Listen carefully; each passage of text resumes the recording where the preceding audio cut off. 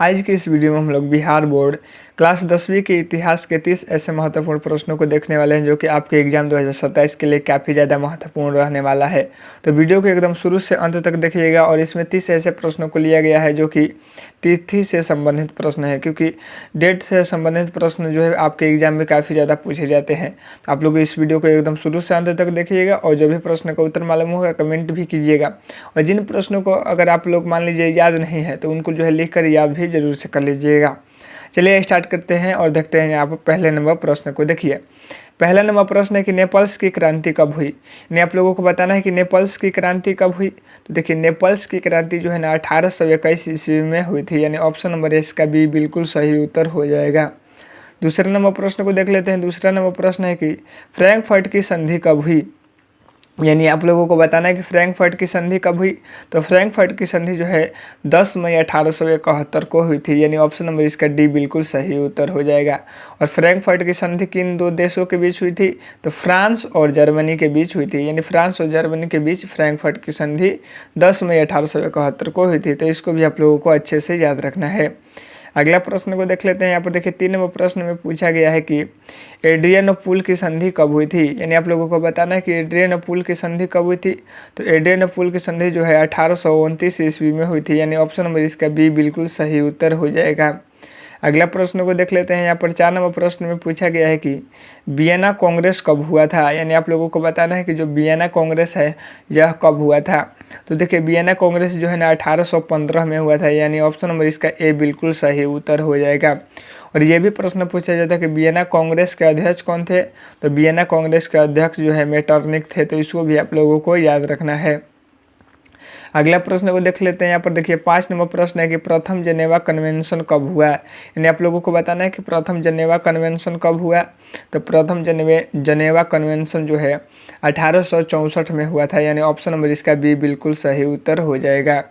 और ये आप लोगों को याद रखना है कि देखिए यहाँ पर जनेवा कन्वेंशन है, यहाँ पर प्रथम जनेवा कन्वेंशन है, लेकिन पूछेगा कि जनेवा समझौता कब हुआ। तो जनेवा समझौता जो है 1954 ईस्वी में हुआ था, तो इसको भी आप लोगों को याद रखना है। अगला प्रश्न को देख लेते हैं। यहाँ पर देखिए 6 नंबर प्रश्न में पूछा गया है कि इटली का एकीकरण कब पूरा हुआ। तो आप लोगों को बताना है कि इटली का एकीकरण कब पूरा हुआ। तो इटली का एकीकरण जो है 1871 ईस्वी में पूरा हुआ था, यानी ऑप्शन नंबर इसका बी बिल्कुल सही उत्तर हो जाएगा। अगला प्रश्न को देख लेते हैं। यहाँ पर क्या पूछा गया है। 7 नंबर प्रश्न है कि लुई सुलावा को कब फांसी दी गई, यानी लुई सुलावा को आप लोगों को बताना है कि कब फांसी दी गई थी। देखिए लुई सुलावा को जो है 1793 में फांसी दी गई थी, यानी ऑप्शन बी बिल्कुल सही उत्तर हो जाएगा। और ये भी प्रश्न पूछा जाता है कि लुई सुलावा जो है कहाँ का शासक था। तो लुई सुलावा जो है फ्रांस का शासक था, तो इसको भी आप लोगों को याद रखना है। अगला प्रश्न को देख लेते हैं। यहाँ पर 8 नंबर प्रश्न है कि फ्रांसीसी क्रांति कब हुई, यानी आप लोगों को बताना है कि फ्रांसीसी क्रांति कब हुई। तो देखिए फ्रांसीसी क्रांति जो है 1789 ईस्वी में हुई थी, यानी ऑप्शन नंबर इसका ए बिल्कुल सही उत्तर हो जाएगा। अगला प्रश्न को देख लेते हैं। यहाँ पर क्या पूछा गया है। 9 नंबर प्रश्न है कि नेपोलियन बोनापार्ट फ्रांस का सम्राट कब बना, यानी आप लोगों को बताना है कि जो नेपोलियन बोनापार्ट है यह फ्रांस का सम्राट कब बना था। तो 1804 में बना था, यानी ऑप्शन नंबर इसका सी बिल्कुल सही उत्तर हो जाएगा। अगला प्रश्न को देख लेते हैं। यहाँ पर क्या पूछा गया है। 10 नंबर प्रश्न है कि वाटरलू का युद्ध कब हुआ। आप लोगों को बताना है कि जो वाटरलू का युद्ध है वह कब हुआ था। तो वाटरलू का युद्ध जो है 1815 में हुआ था, यानी ऑप्शन नंबर इसका बी बिल्कुल सही उत्तर हो जाएगा। ये भी प्रश्न पूछा जाता है कि जो वाटरलू का युद्ध है वह किनके बीच हुआ था। देखिए वाटरलू का युद्ध जो है नेपोलियन बोनापार्ट और मित्र राष्ट्रों के बीच हुआ था। और वाटरलू का युद्ध में जो है नेपोलियन की हार हो गई थी, और जब नेपोलियन जो है वाटरलू का युद्ध में हारा तो उसे पकड़कर मित्र राष्ट्रों ने सेंट हेलेना नामक टापू पर बंद कर दिया और 1821 ईस्वी में नेपोलियन की मृत्यु हो गई थी। तो इसको भी आप लोगों को याद रखना है। अगला प्रश्न देख लेते हैं। यहाँ पर देखिए 11 नंबर प्रश्न है कि नेपोलियन की मृत्यु कब हुई। आप लोगों को बताना है कि जो नेपोलियन है उसकी मृत्यु कब हुई। तो देखिए नेपोलियन की मृत्यु जो है 1821 ईस्वी में हुई थी, यानी ऑप्शन सी बिल्कुल सही उत्तर हो जाएगा। अगला प्रश्न को देख लेते हैं। यहाँ पर देखिए 12 नंबर प्रश्न है कि अंतर्राष्ट्रीय महिला दिवस मनाने की घोषणा किस वर्ष की गई, यानी किस वर्ष कहा गया ना कि प्रत्येक वर्ष अंतर्राष्ट्रीय महिला दिवस मनाया जाएगा। तो 1975 में घोषणा की गई थी, यानी ऑप्शन इसका ए बिल्कुल सही उत्तर हो जाएगा। और ये भी प्रश्न पूछा जाता है कि अंतर्राष्ट्रीय महिला दिवस मनाने की घोषणा किस संस्था के द्वारा की गई? तो यूएनओ के द्वारा यानी संयुक्त राष्ट्र संघ के द्वारा अंतर्राष्ट्रीय महिला दिवस मनाने की घोषणा की गई थी। अगला प्रश्न को देख लेते हैं। यहाँ पर 13 नंबर प्रश्न है कि रूस में कृषक दास प्रथा का अंत कब हुआ?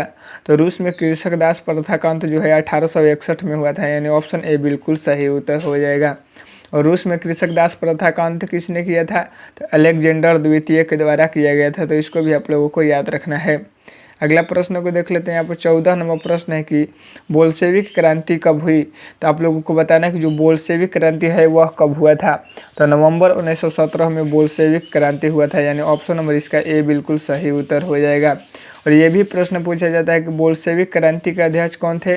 तो बोल्शेविक क्रांति का अध्यक्ष जो है लेनिन थे।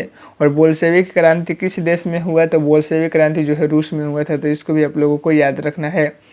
15 नंबर प्रश्न है कि लेनिन की मृत्यु कब हुई? आप लोगों को बताना है कि जो लेनिन है उनकी मृत्यु कब हुई थी?